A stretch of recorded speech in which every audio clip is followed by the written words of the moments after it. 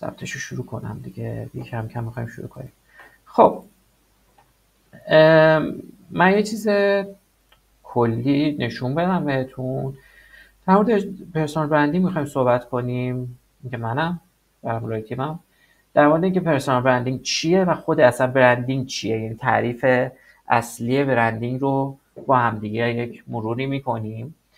تصورات غلط و تصورات درستی که در مورد این موضوع میتونیم داشته باشیم، شناختی که نسبت به خودت باید داشته باشی، به قولی نقاط قوت و نقاط ضعفت رو بدونی. بعد اینکه دوباره اینجا هم همین رو داریم. بعد میریم سراغ داستان برند، یعنی اینکه هر کسی پشت یک مسیری که داره میره یک داستانی رو باید بیان کنه.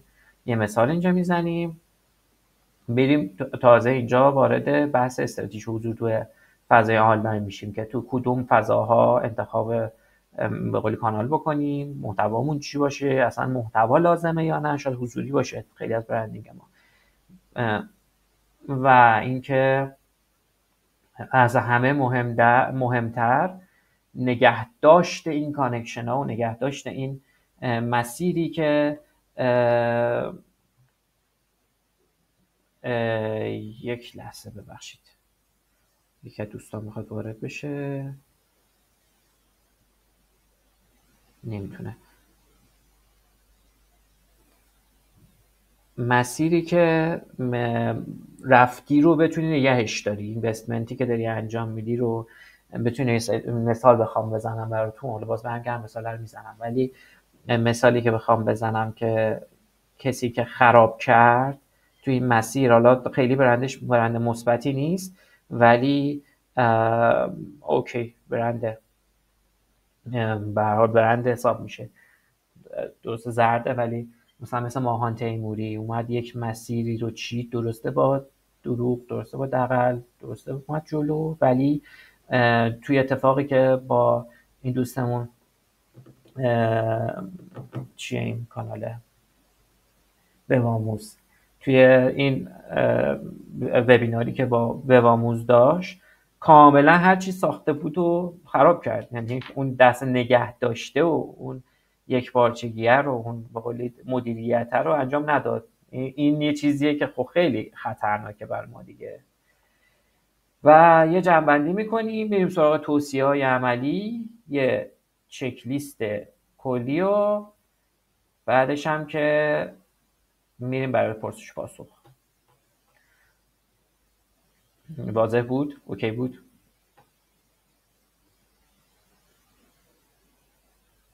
خب. مرسی از لایکاتون که میکروفون هم میتونید باز کنید. من شروع نکردم، یه 3-4 دقیقه دیگه شروع میکنیم که اصلا مسیر رو بریم. یه خورده دارم صبر میکنم بقیه دوستان برسن دیگه. وسط مسیر برسید یه مقداری اینجوریه که چیز میشه دیگه، یه مقداری زنجیره پاره میشه، درست متوجه نمیشید کجای کاری. مثلا همین مقدار داریم تعلل میکنیم. دوستان سوال بپرسید.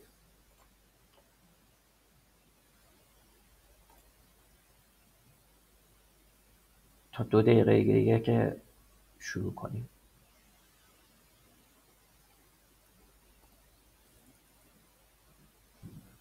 سلام خوش اومدید.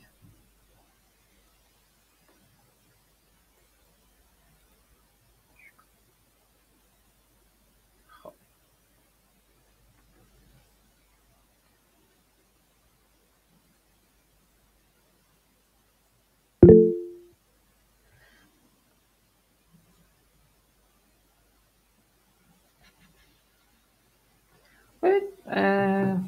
بحث دیده شدنه یه کمی توی این چیز نمیگنجه، یعنی توی این مبحث نمیگنجه. یعنی من بحث دیده شدنه رو بذارم توی بحث مارکتینگ. سوال حالا بگم که صدا رو بقیه دوستان اگه ندیدن، سوال پرسیدن که چرا محتوای بی‌کیفیت زیاد شده. محتوای بی‌کیفیت از اول بوده، یعنی از همون اول هم بوده، فقط تعدادش بین محتواها به قولی چیز نمی‌شد. ما مثلا توی اسکیل 100 تا اگر مثلا 80 تا محتوای به در نخور داشتیم، هنوزم همونه، فقط اسکیل اپ شده دیگه. الان 1 میلیونه و مثلا 800,000 تا مخاطب، یعنی محتوای به در نخور داریم. یعنی خیلی چیز پیچیده‌ای نیست. ولی اون چیزی که باعث میشه شما متمایز بشید همون داستان جذاب است دیگه. یعنی اون داستانه باعث میشه که یه مقداری از بقیه آدم‌ها فاصله بگیرید. خب دوستان شروع کنیم. به نظر اگه موافقید با این لایکاتون چیز کنیم.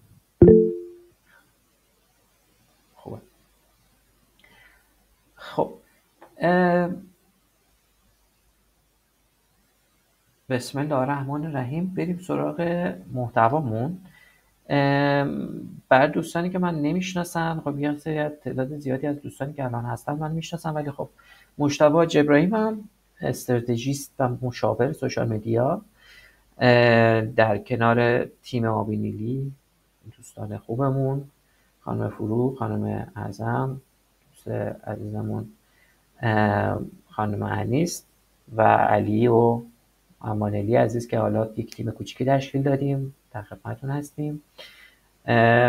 خیلی سال تو این فضا فعالیت دارم من، حدود 10 سالی میشه و خوشحالم از این که در خدمتتون هستم. اگر حالا بیشتر هم دوست داشتید در مورد من بدونید، لینکدین هم هست و همینطور اینستاگرام هم خب خیلی فعال نیست، ولی خب لینکدین هم تقریبا فعاله. ما داستان پرسونال برندینگ رو قبل از اینکه شروع کنیم بریم سراغ داستان خود برند. مثلا خود برند رو چی تعریف میکنیم؟ خیلی این روزا میشنویم در مورد این موضوع، در مورد برندها، در مورد محصولات مختلف، در مورد داستانها و تبلیغات مختلف. اون چیزی که ما از یک برند دریافت میکنیم به عنوان یک تصویر ذهنی، اون چیزی که از یک برند میمونه توی ذهنمون، از یک محصول، از یک نام تجاری میمونه توی ذهنمون، رو میتونیم برند تعریف کنیم. یعنی چی؟ یعنی به عنوان مثال من وقتی اسم آدیداس رو میارم، شما به احتمال زیاد یاد مثلا محصولات ورزشی میافتید، به احتمال زیاد یاد مثلا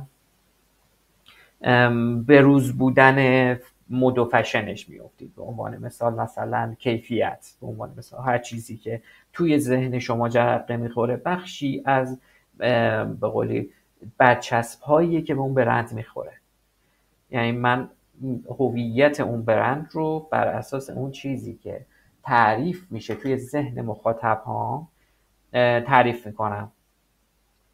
این تعریف کلی یک برنده که حالا این برنده چجوری شکل میگیره و چه مسیری رو باید طی کنیم. خیلی مسیر طولانیه، ولی یک پارچگی پیام محتوایی توی تصویر، توی گفتار، توی رنگ، توی هویت باعث میشه که یک برند شکل بگیره.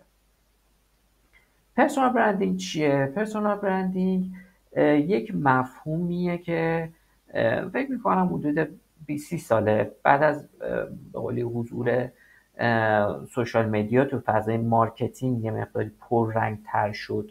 قبلا انقدی به قولی پررنگ نبود توی جامعه و انقدی به قولی درگیرش نبودن و مردم درگیرش نبودن. اینجوری بود که اوکی ما یه سری جامعه محدودی رو باهاشون در ارتباط بودیم به عنوان حالا دوست، همکار یا مخاطب. اگر مثلا رسانه‌ای داشتیم مخاطب محدودی بود، اگر که به اصطلاح مثلا به یک محیط کاری بود همونجا رو داشتیم، یه شهری بود نهایت ما تو همون محیط یک جلوه‌ای داشتیم که حالا مثلا یه سری از شغل‌ها این وسط بیشتر و کمتر داشت. مثلا کلانتر یک شهر توی مثلا 50 سال پیش خب برندینگ خیلی قوی تری داشت نسبت به مثلا کفاشی که یه گوشه افتاده یا داره مثلا کار خیلی کوچیک انجام میده. درسته توی یه حوزه نیستن ولی خب اثرات مختلفی داشت. هرچی جلوتر رفتیم، هرچی حضور سوشال مدیا و مدیاهای مختلف زیادتر شد، این پرسونال برندینگ، این تصاویری که از آدم‌ها میموند بیشتر میشد، هی بیشتر و بیشتر میشد، توی ذهن آدم‌ها پررنگتر میشد و خیلی فرق میکرد. مثلا با اون چیزی که قدیم بود. اوکی قدیم یه سری به قولی برند بودن، یه سری آدم بودن، همون بازه محدودی چه اهمیت هم نداره براشون. یه نفر به قولی اگر به عنوان بد اخلاق هم شناخته میشد توی شهر خودش بود، صرفا اتفاق خاصی نمیافتاد اگر چیزی میشد. ولی الان فرق میکنه، دیتاها توی به قولی سوشال مدیا داره ضبط میشه، توی اینترنت کلی اطلاعات هست و هر کدوم از برندها خودشون بار مختلفی به همراه دارن. یه تعریف کلی بخوایم از این پرسونال برندینگ بکنیم، یعنی که تعریف کنترل و ساخت هویتمون، هویت حرفه‌ای یا حالا توی فضای کاریمون، توی فضای به قول علاقه‌ای که داریم پیش میبریم، توی جهت که میخوایم ارزشامون رو منتقل بکنیم. خب یعنی اینکه من اگر به عنوان مثال داره از من این تصویر برداشت میشه که مثلا این آدم به درد نخور فلان بیساره، این تصویر رو، این برداشت رو بتونم تغییرش بدم، بتونم یک تعریف دیگه ای رو جایگزینش بکنم، یک تعریف درستری که خودم از خودم دارم و بتونم اون تعریفی که خودم از خودم دارم رو به بقیه هم انتقال بدم. خب پس این نیستش بگیم اوکی مثلا حتما باید سمینار بذارم تا مثلا پرسونال برندینگ اتفاق بیفته. این تعریف غلطیه که توی جامعه داره اتفاق میفته. خیلی داریم میبینیم مثلا در مورد پرسونال برندینگ تو سوشال مدیا که میشنویم اینجوریه که مثلا میاد مثلا این تصویری که احتمالاً دارید همتون، یعنی احتمالاً اینو داریدش، حالا ممکنه برداشت غلط من باشه ولی چیزی که من تا الان دیدم همین بوده. مثلا در مورد پرسونال برندینگ و اسم پرسونال برندینگ که صحبت میکنیم، یا آدمی رو تصور میکنید که بالای یک سنی وایساده، یه چیزی دستش گرفته، میکروفونی دستش گرفته و داره راه میره و یه سری حرفا رو هم میزنه که خب خیلی هاش هم بی‌پایه و اساسه و خیلی هاشو داریم میبینیم، در صورتی که اینجوری نیست. خب یک برق کار، یک متخصص برق، مثلا تعمیرات برق، در حد خودش پرسونال برندینگ داره، اصلا به خودنمایی و بزرگنمایی و اینا نیستش. اون چیزیه که صادقانه مردم دارن برداشت میکنن از شما، اون چیزیه که دارید صادقانه به قولی به جلوه دارید میذاریدش. مثلا مثال بزنم، یه چیز خیلی به قولی سطح پایینم بگم که بزرگ نمایی هم نباشه. مثلا یه بازیکن فوتبال اون چیزی که ازش توی سوشال مدیا مردم دارن در موردش صحبت میکنن پرسونال برندینگشه. مثلا یک متخصص دیجیتال مارکتینگ اون چیزی که مردم دارن باهاش ارتباط میگیرن، حالا اون لزوم هم نداره که همه مردم باشن، یه قشر 10 نفره هم میتونه برای شما اثرگذار باشه. اینکه برای کی هم دارید پرسونال برندینگ انجام میدید خیلی مهمه. میتونه پرسونال برندینگ باشه، میتونه یک به قولی یک معلم ساده توی شهر کوچولو پرسونال برندینگ داشته باشه و این اصلا خیلی چیزی نیستش که بگیم بعد حتما تو اسکیل بزرگ انجام بشه یا مثلا حتما باید خیلی رسمی اتفاق بیفته. نه، لزومی نداره. هر فردی خودش برنده، اون چیزی که برداشت میشه یک برنده و مهمترین نکتهش اینه که این یک مقصد نیست. یعنی اینجوری نیست بگم اوکی من الان پست منتشر کردم، این کارو کردم، اون کارو کردم، پرسونال برندینگ انجام دادم، گریت، عالی شد، یعنی الان من یه کاری انجام دادم که بهش میگیم پرسونال برندینگ. نه، این نیستش. یک فرایند تکرار شونده بهتر، یعنی فرایندی که مدام باید بهبود پیدا کنه. برای شروع کردنش باید چیکار کنیم؟ برای شروع کردنش باید صادق باشیم و استمرار داشته باشیم. یعنی تا جایی که میشه نه دروغ وارد پرسونال برندینگمون بکنیم. هر چقدر دروغ وارد پرسونال برندینگمون بکنیم مسیر خودمون رو سخت‌تر میکنیم. بگو آیه حمید. سلام آقا مجتبی، خوب هستین؟ وقتتون بخیر. خوبی؟ نگاه کنید، خیلی پرسونال برندینگ که حالا مطرح این مداوم بودن و این صداقت در واقع آخر یه جایی به این نقطه خوبی نمیرسه. یعنی به طور مثال اکثرا الان داخل لینکدین میگن، حالا من لینکدینی هستم بیشتر، میگن آقا بیا هر هفته 3 تا پست بذار، 3 تا پستت هم در واقع حالا اصالت داشته باش و از این حرفا. یعنی شما وقتی با این مسیر داریم میرین جلو، خواه نخواه حالا اون اصالته، حالا میگیم برن، یعنی من میخوام به عنوان شخص خودم مطرح کنم، در مورد خودم میخوام حرف بزنم، چی کار میخوام بکنم. خواه نخواه یه دفعه اون مرزه که باید آدم ها قائل بشن بین حریم خصوصی خودشون و حریمی که در واقع بیرون هست، همه دارن نگاه میکنن، یه دفعه دچار تداخل میشه. یعنی یه طوری انگار میای وارد زندگی خود میشه، همه چی رو بیان میکنی. چیزی که الان من دارم میبینم اکثرا برای سلبریتی ها یا کسایی که الان اومدن تو این مسئله، آخر یه جای بروز دادن، یعنی نتونستن این اون مرز رو نگه دارن. و این صداقته، حالا من نمیگم که آدم صداقت نداشته باشه، ولی یه دفعه میبینیم که آقا اون طرفی که خیلی بالاه به یه نقطه میرسه که دیگه اون صداقت رو حذف میکنه، یعنی اصلا انگار معیارش بعد از یه مدتی فرق میکنه. حالا واقعا برای من سواله، این مداوم بودن همراه با صداقت شاید همیشه نشه جلو رفت، یعنی اون طرف بعد از یه مدتی دست میکشه. این مسئله رو یه چیزی که داریم همین در مورد صحبت میکنیم، توی بریم جلوتر نشون بدم که هستش دقیقاً تو اسلاید بعدیه، ارزش‌ها. میگم اینو کامل، ولی اینجوری بگم که نشون ندادن زندگی شخصی برای شما ارزشه. خب وقتی ارزشت رو بدونی، واسه اصلا میگم، حالا میریم جلوتر درش میگم، واسه شما ارزشه. خب واسه اونی که بلاگره ارزش نیست شاید، یعنی لزومی نداره ارزشی که برای شما و حدودی که برای شما داره کار میکنه برای اونم کار بکنه. خب و اینو خودتو قاطی نکن به این موضوع که من حتما باید برم خودنمایی بکنم، زندگی شخصیمو بذارم. نه، میتونه خیلی عادی باشه، میدونم حتی میتونه حتی برای 10 نفر باشه. خب من شده مثلا توی کار شخصی خودم مثلا شده، الان که خب خیلی حوصله این کارا رو ندارم، ولی یه زمانی که حالا تازه استارت زده بودم تارگت میزدم، مثلا اینجوری که یه فرد خاص رو تارگت میزدم، اون یه فرد برای اون یه فرد خاص پست میذاشتم، برای همون یه نفر پست میذاشتم. پرسونال برندینگ من همون یه نفر میشد، یعنی به دست آوردن همون یه نفر میشد. این برای من میشد مثلا تارگت پرسونال برندینگ، یعنی میشد اون چیزی که اون یه نفر برای من مهم بود. مهم نبود بقیه چی فکر می‌کنم، بقیه هر چی فکر می‌کنم بکنم، چه اهمیتی برای من، لایک بخور نخور، چه اهمیتی داره. ولی بعد ببینید که تارگت آدینست کیه، برای چی داری. یعنی ببینیم تو چیز اسلاید بعدی، حالا در موردش صحبت می‌کنم، خیلی جلو نرم. سوال ندید دیگه بچه‌ها از این اسلاید، بریم اسلاید بعدی. سوال که زیاده، اگه خوب دیگه رد میمونیم آخرش، یعنی ما نیم ساعت 8:20 دقیقه شد، نیم ساعت آخرش رو من گذاشتم برای سوال.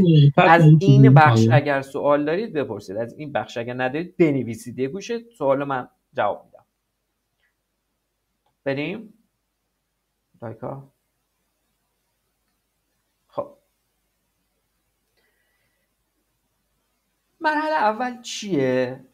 اینو من خودم باید برم یه دوره براش بذاریم، یعنی اینجوریه که یه موضوع انقدر عمیقه، من هنوز خودم توی این موضوع اینجوری هم که هنوز دارم میرم و یه بخش زیادی از مشاوره هایی که میدم توی همین موضوع، این که اصلا خودت رو بتونی تعریف بکنی. خب ارزشات رو بتونی تعریف بکنی، بگی کی کجا میخوای بری. این شفافیت با خود خیلی از مسیره، حالا نمیگم همه مسیر، اینجوریه که گنده نمیام که مثلا بگم همه مسیر شدن، نه همه مسیر نیست، یه بخشیشه. یعنی اینجوریه که شاید بگم مثلا 40% از مسیری که میخوای طی کنی اینه که خودت با خودت رو راست باشی، خودتو بشناسی، بگی اوکی این مجتبایی که داریم تعریفشو میکنیم، داریم تعریف میکنیم ازش، یا داریم میگیم مجتبا سوشال، این چی هست چی نیست، دقیقاً چی هست چی نیسته، اون ارزش های منو تعریف میکنه. خب خیلی جاها ما توی ارزش های شخصی خودمون هم علامت سوال داریم، یعنی اینجوریه که ما فکر میکنیم مثلا فلان چیز رو دوست داریم، در صورتی که اثر نگاه بقیه است که داریم اون چیز رو بهش واکنش مثبت نشون میدیم. لزومی نداره من اون چیز رو دوست داشته باشم. یعنی مثلا به عنوان مثال خیلی واضح بزنم، مثلا دکتر شدن خیلی از این نسل جوان، خیلی هاشون اینجوریه که خون میبینن حالشون بد میشه، اصلا توی وجودشون نیست این موضوع، ولی دارن میرن و پزشک میشن. چرا؟ چون خانواده داره میگه، چون جامعه داره میگه، چون پولش خوبه، چون 100 تا چونه دیگه. توی اون ارزش شناختی خودشون، شناخت ارزش‌های خودشون، توی اون وجود، من یه چیزی دارم، یه اصطلاحی دارم میگم، یه هسته اینجا وجود داره، اون هسته نیست. توی اون هسته نیست پزشک شدنه، ولی میره انجام میده، به خاطر اینکه بقیه دارن حولش میدن، به خاطر اینکه دارن اون سمتی میکشنش. پس اینکه تو خودت چی میخوای، خودت چی میبینی خودتو، از همه چی مهمتره. شاید بگم اصلا خیلی از مسیرتون تو این زمین است که برید در موردش بخونید، در موردش تحقیق کنید، در مورد کلاس برید، خیلی چیزا دیگه هم هست. اگه خواستم پیام بدید من بهتون معرفی کنم، یعنی بگم که مثلا اینجا من اینجا رو میشناسم، اونجا رو میشناسم، میتونید پیش برید. پس اینکه ما چه شناخت این که چی برامون ارزشه، چی ضد ارزشه، اولین قدمه. بدونم من تواناییام چی هست، با چی حالم خوبه، با چی میخوام بگن در موردم، چی در موردم بگن خوشحالم، چی در موردم بگن ناراحتم میکنه. حالا مثلا چه شکلی دیده بشم، مثلا چه میدونم یه آدم کول باحال دیده بشم منو خوشحال میکنه، یا نه مثلا یک آدم رسمی خشک قانون مدار منو ببینم خوشحالم میکنه. اون چیزی که خوشحالم میکنه و برای من کار، حالا صرفا خوشحالی نیستا، شاید اصلا شما هدفت او ارزش قایی که قراره بهش برسی، ارزش نهایی که قراره بهش برسی پوله، اصلا برات مهم نیست مثلا صبح تا شب در موردت فوش بدن، ولی تو پول رو به دست بیاری خوشحالی. این اون چیزیه که در موردش مهمه، این چیزی که نهایتا دنبالش میگردی اون چیه. اون رو دقیقا پیداش بکنی میتونی بگی اوکی من ارزش شناختی رو پیدا کردم، میتونم تعریفش بکنم، میتونم بگم که اوکی این چیزی که الان دارم تعریف میکنم از خودم راضی کننده است، این همه اون چیزیه که نیاز دارم. بعد از اینکه تعریف کردی بیای نقاط قوتت رو مشخص کن و نقاط ضعفت رو. نقاط ضعفت رو اینجا ننوشتم. مهارت و توانایی منحصر به فرد تو، مثلا من توی حرف زدن خوبم، میتونم مثلا فقط همین یه دونه پاراگراف، یه دونه خط رو بگیرم، میتونم برم آخوند بشم، میتونم برم مشاور تحصیلی بشم، میتونم برم مدرس بشم، خیلی چیزا میتونم بشم. ولی این توانایی‌ها رو که بیشتر میکنم و حد و مرزا رو که بیشتر میکنم، منو بیشتر به اون هدف میرسونه، بیشتر معلوم میکنه که توانایی من چیه. نکته بعدی تجربیات ارزشمنده. یه سری آدم‌ها اینجوریه که مثلا روی رزومه‌شون، روی اون چیزی که دارن طی میکنن، اینجوریه که مثلا یک آدم مکعبی با نقاط نقطه نقطه. تو انسانی با تجربیات توی که ارزشمنده، شکست‌های تو ارزشمنده. اون چیزی که داری به قولی باهاش پیش میریه که تو رو میسازه. اگه نه اون چت جی پی تی هست، دیتا بخوام چت جی پی تی هست، برای چی میام آدم دنبال آدم میگردم؟ برای چی اصلا میام این آدم رو دنبال میکنم؟ چرا حرف توی به قولی فلانی رو گوش میکنم، توی ایکس رو گوش میکنم؟ این چیزی که من دارم گوش میکنم اون تجربیات هست که ارزشمندش میکنه، اون تجربیات هست که متمایزش میکنه با هوش مصنوعی و ربات و ایکس و ایگرگ و آدم یک و آدم دو. بذار تا تاش برم همین، بعد سوالات بنویس گوشه گیر بکنیم. نکته بعدی ویژگی شخصیتی مثبته. مثلا من اگر درونگرام، یک ویژگی مثبته. چرا مثبت نباشه؟ مثلا اگر مثلا قدم بلنده، یه ویژگی مثبته. مثلا اگر میتونم خوب صحبت کنم، یه ویژگی مثبته. اگر مثلا هر چیزی، هر ویژگی که دارم میتونه حد و مرز من رو مشخص کنه، میتونه به من نشون بده که مسیرم کجاست. خب بعدی چیه؟ دستاوردهای قابل توجه. مثلا چی؟ مثلا من رفتم کد نویسی کردم، خب کد نویسی جواب داده، حالا من باش خوب بوده، دستاورد حساب میشه. اینجوریه که من توی این یک مورد به نقطه‌ای رسیدم که جواب داده برای من. اوکی، میتونه مسیر باشه، میتونه برات کمک کننده باشه. برای که حالا تمرین کنید توی این بریم بعدی هم بگیم. یه نکته دیگهش اینه که بازخورد از دیگران. اینکه دیگرانی که تو رو میشناسن، دیگرانی که میگم نه تو کوچه خیابونا، دیگرانی که دیتای ولید از شما دارن، دیگرانی که شما رو میشناسن چه تعریفی ازتون دارن؟ مثلا میگن آقا تو فلان خوبی، توی بیسار خوبی، توی ایکس خیلی قدرتت خوبه، خیلی خوب صحبت میکنی، خیلی خوب مثلا میگی، مثلا یه چیزی رو تحلیل میکنی. این اون چیزیه که میتونه کمکتون بکنه. برای تمرین میتونید چیکار بکنید؟ برای تمرین میتونید فکر کنید که وقتی اسمتون رو میشنون چه احساسی به اون آدم دست میده. میگه ای بابا، حس ناراحتی دست میده، حس هیجان دست میده، حس اینکه واو چه آدم محترمی دست میده، یا چی. این مهمه، این نقطه صفریه که میخواید باهاش شروع کنید در موردش فکر کردن. خانم افشار بفرمایید. افشاری هست، بفرمایید.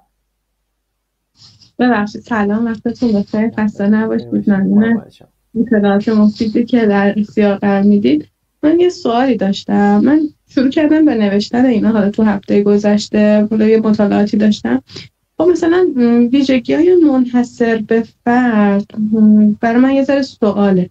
یعنی اینکه یه ویژگی که من دارم و منو متمایز میکنه از اطرافیان.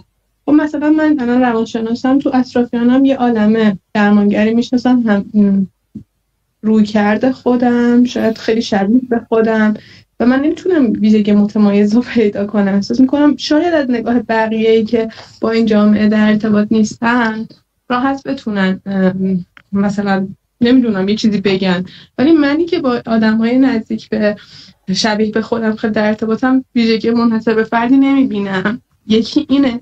و خب خیلی از ویژگی‌های شخصیتی من ممکنه هم مثبت باشه هم منفی. مثلا میگم مثلا فن معین من ممکنه تا یه حدی خوب باشه، تا یه حدی هم ضعف داشته باشه. من نمیدونم اینا جزء ویژگی‌های مثبتم بنویسم، جزء نقاط ضعفم بنویسم. من با اینا مشکل داشتم و الان یه فکری به ذهنم رسید که شاید مثلا برای من بد نباشه که من از همکارا یا مراجعان بخوام که بنویسن برام یه چند تا چیز. نه این خیلی خوبه. ببینید جارو، توی این موضوع مخصوصا که روانشناس هم هستید، توی عمق به قولی ناخودآگاه و خودآگاه ذهنی دارید کار میکنید، یا کمی بحثتون پیچیده تر از با آدم های دیگه است. مثلا من ایکسی که درگیر این موضوع نیستم، یا مثلا خانم فلانی که درگیر روانشناسی نیست، خیلی ساده تر میتونه خود رو تعریف بکنه برای خودش. خب ولی ماهایی که به قولی توی مهارت‌های نرم داریم فعالیت میکنیم، یه کمی خوده برای ما پیچیده تره. خب و لازمه بیشتر هم وقت روش بذاریم. انتظار نداشته باشید مثلا من با 1 ساعت فکر کردم برسم به که خب اوکی خود من اینه، تمام بریم به کارمون برسیم. نه، واقعا این شکلی نیست. من شاید 1 سال زمان برده این خوده رو پیدا کنم، چون خیلی بیشتر از 1 سال هم زمان برده این خوده رو پیداش کنم. و رفتم گشتم، در و دیوار زدم، خیلی خیلی اتفاقا. ولی چیزی که لازمه در موردش به قولی تحقیق بکنی، یک رویکردی هست. حالا اینو من بعداً تو کانالم احتمالاً یک وبینار جدا گونه با این موضوع بذارم، با ایشون بذارم. حالا در مورد همین شناخت ارزش هاست. خب اول وقتی ارزشاتون رو تعریف بکنید، این توانایی ها مچ میشه رو ارزشاتون. خب یعنی مثلا من اگر ارزش باشه برام که به آدم ها کمک بکنم، توانایی هایی که به این ارزش ها میخوره، تصویر هستش احتمالاً فروغ جان، رفتی یه لاگپ بزنی برگردی درست میشه. این توانایی هایی که به این ارزش ها میخوره برای من بولد میشه. خب یه نکته دیگه هم که بگم بهتون، میگه اوکی همه چیزن، همه به قولی روانشناسن، همه تجربیات شما رو ندارن. اون تجربیات شماست که متمایز میکنه. برگردید به عقب. آدم کلا انسان موجودی فراموشکاریه، یادش میره چه اتفاقی افتاده. برای اینکه بتونه ادامه بقای زندگیش داشته باشه، درداشو یادش میره، لذتاشو هم یادش میره. یعنی اینجوریه که بعد از مثلا 20 سال اون حساسی که شما از مثلا تولد فرزندتون داشتید خیلی کم رنگ تر میشه، اون حسی که اون لحظه داشتید، برای اینکه بتونید حافظه جدیدی جایگزین کنید. و برگردید به اون موقع، یعنی برید توی عمق به قولی خاطراتتون، ببینید اون موقع چی باعث شده که اون به قولی اون کار برای شما جواب بده، اون کار حس خوب براتون بده، اون کار موفقیت به حساب بیاد. اون ارزشه که میتونید در موردش کلید واژه‌ایه که میتونید روش کلید بکنید و روش به قولی محوریت قرارش بدید. خیلی مهمه این موضوع. یعنی اینجوریه که چرت و پرتایی که میگن تو کتابا رو ول کنید. تجربیات شخصی شماست که میسازه اون برندینگ رو، اون پرسونال برندینگ رو. اون احساسی که نسبت به خودتون دارید، بعدش احساسی که آدمای نزدیک شما به شما، اون 5 نفر نزدیکی که دایره ارتباطی شما رو میسازن. مفهوم بود؟ بله خیلی ممنونم. خیلی همینجا سوال داشتیم. توانایی که متناسب با اون ارزش‌های توه، اون به نظرم برای من یک کلید واژه بود.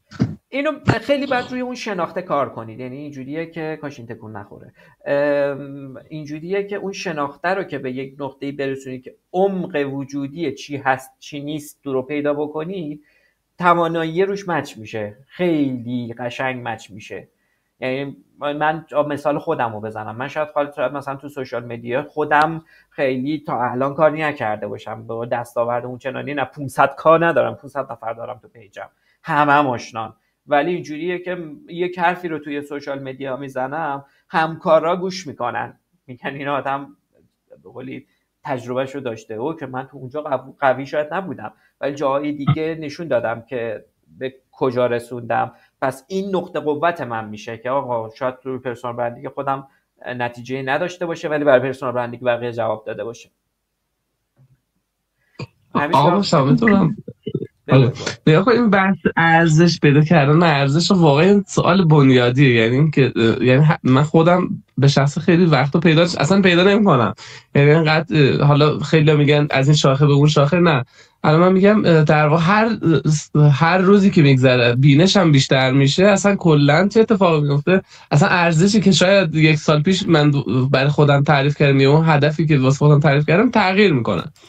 بعدم این یه قسمتی که هی مرتبا پویاه، هی میگم خب من واقعا دوست دارم تو این زمینه‌ها باشم و اون جواب رو 100% پیدا نمی‌کنم. این یکی. و دوما این مسئله که اون چی حال آدمو خوب میکنه، نظر دیگران مهم نیست، من واقعا اینو تو سوشال ندیدم. یعنی اکثرا، یعنی حالا تو سوشال که هیچ، اصلا تو جامعه یعنی نظر دیگران غالبه. یعنی هر طوری نگاهش میکنم، یعنی شما یه پستی میذارین، دارم میبینم که همه دنبال یه ریاکشن هستن که آقا این الان پسته حالا چه نتیجه‌ای داشته، یعنی خود طرف نویسنده. پس یعنی همیشه اون تو وجود انسان هست که نظر دیگران در موردش چیه. یعنی ما اینو نمیتونیم نادیده بگیریم، بگیم خب حالا من یه ارزشی پیدا کردم، اوکی اون ارزش پیدا شده، حالا به همون طریقم پوستر میذارم، ولی اون پوستر اصلا بازخورد شاید خوبی نداشته باشه و اینم در واقع رو خواه ناخواه رو آدم‌ها اثر میذاره. بعد همین واقعا سوال من اینه، یعنی شما چقدر میتونید بگید تو این سوشال بی اهمیت، نمیگم بی اهمیت، یعنی میگید خب اوکی من ارزشم پیدا کردم، با 90% جامعه مخالفه، خب بیام حالا شروع کنم یعنی توسعه بدم، ولی استقبال نمیشه، بازخورد نمیگیره. این لحظه ها تو جامعه مخاطبه بالاخره 10% وجود داره، تو باید بگردی اون 10% پیدا کنی. به لزومش اینه که مخاطب هدف خودت رو باید پیدا کنی و ارزش‌هات رو تو پیامت جا کنی. خب یعنی اینکه اگر مخاطب تو مثلا یه بچه 10 ساله است، تو زبون تو باید به اون بچه 10 ساله برسونی، نه اینکه اون بچه 10 ساله بره زبان بخونه که حرف تو رو بفهمه. میدونی چی میگم؟ مخاطب تو تعیین میکنه که پیام تو چه شکلی باشه. ارزشات سر جاشه ها، ولی میتونه پیام عوض بشه. خب بحث اون چیزه هستش که توی ادبیات میگن فرق بین بفرما و بشین و بتمرگ شنیدینو. آره فرق بین اینا هست مطمئنا. اینا مطمئنا خیلی فکر کنم واضح گفتم نمی‌کنم. آره خیلی واضح بود. ولی اینجوریه که اگر مخاطب هدفت همون 10%، این برمیگرده به مخاطب هدفت. خب اگر جمعیت مخاطب هدفت همون 10%، تو برای همون 10% بنویس، شک نکن جواب میگیره تو استمرارت. حالا میتونی مثلا نوع پیامت رو تغییر بدی، نمیدونم مدیات رو تغییر بدی، کانالات رو تغییر بدی، شاید اصلا کانال سوشال نباشه، شاید کانال سوشال نباشه. مثال میزنم، مثلا یه آقایی هست به اسم آقای کولیوند، نمیدونم میشناسید یا نه، که نمیدونم اینجا کوچ داریم یا نه. کوچ داریم، توی یه نفر دیدم کوچ بود اینجا، نمیدونم حالا هنوزم هست توی، آره هسته، لایف کوچ. اگر هستید یه علامتی نشون بدید ببینم میشناسید ایشونو یا نه.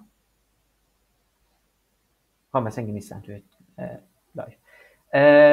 آیه کولیوند اینجوریه که خیلی از کوچا سرش قسم میخورم پیجشو وام میکنیم اینجوریه که از در گذاشته، از دیوار گذاشته، نمیدونم از کوه گذاشته، یه وبینار گذاشته، یه بلبشویه اینجوریه که خودش هم میدونه. میگه من آدم سوشالی نیستم، ولی بیرون اون فضا بسیار آدم محترمیه، بسیار آدم ارزشمندیه و خیلی زندگی خیلی تغییر داده و آدم هم قبولش دارن.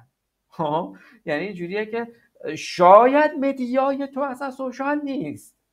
این حالا میریم جلوتر در موردش صحبت میکنیم. یعنی اینجا که بریم جلوتر اینجا میگم در موردش مدیای شما چی میتونه باشه. بریم جلو. سوال دارید بچه ها؟ دوستان بچه ها که بزرگان میشه سوالم بپرسم؟ آره بفرمایید. سوالی که خودم دارم، ببینید مثلا فکر کنید کسی تو حوزه محتوا داره کار میکنه و اون قسمتی که مد نظرش بوده توی تولید فکر کنید برای 1 سال به دست آورده، مثلا ذوق کرده، اون نوشتهش بازدید خورده، با یه سری مباحث آشنایی داشته، ولی بعد از یک مدت حس میکنه اون چیزی که میخواد نیست. خب چرا؟ چون میگن اگه قراره مثلا خودتو برندتو اصلا خودتو معرفی کنی، بیا برو توی مثلا اینستا پیج داشته باش، اینجا مثلا فلان جا با تیمای مختلف. ولی گاهی شما فکر کنید مثلا یکی مثل من تو شهرستانه، اونجور بخوایم مثلا فرصت رشد نداره، مگه با یه تیمی مثلا آنلاینی چیزی بتونه همکاری خوبی داشته باشه که چیزی یاد بگیره. مورد بعد مورد اینه که مثلا وقتی میای تو فضای این استاداری پست میذاری، قوانین فرق میکنه. اون به شما موقع هر چقدر رو کیفیت کار کنی، یک موقعی میبینی مخاطب به جایی که کیفیت محتوای تو رو بفهمه، اینکه داره یک محتوای با ارزش در اختیارش میذاری، اصلا اون رشدی که بخوای و نمیکنه تو فضای اینستا.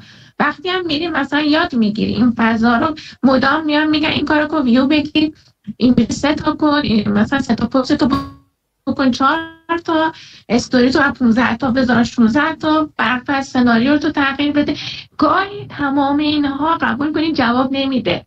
مثلا تو اون فضا با اینکه داری تلاشتون میکنی، باید خودم هنوز پیج کاری ندارم ولی دیدم مثلا طرف داره تلاششون میکنه بیشتر از هر، مثلا محتواشون میگن ادیتت اونجوری که بخوای خوب نبوده.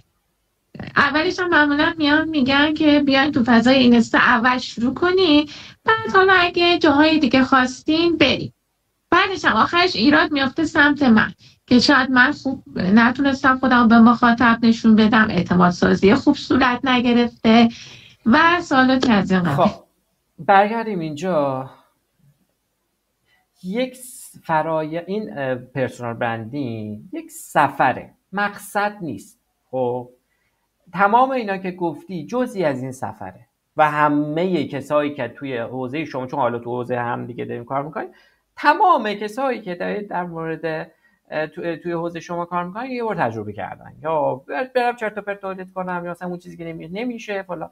ولی با تداومه و با یادگیریه کم کم بالا میای. خب اصلا ربطی هم نداره که مثلا حوزه‌تون چیه، نوع پیامتون رو میتونی تغییر بدی، میتونی پیام‌هات رو به اون ارزشه بخونونی، یعنی یه جورایی بخورونی، اینجوری بهتره بگم.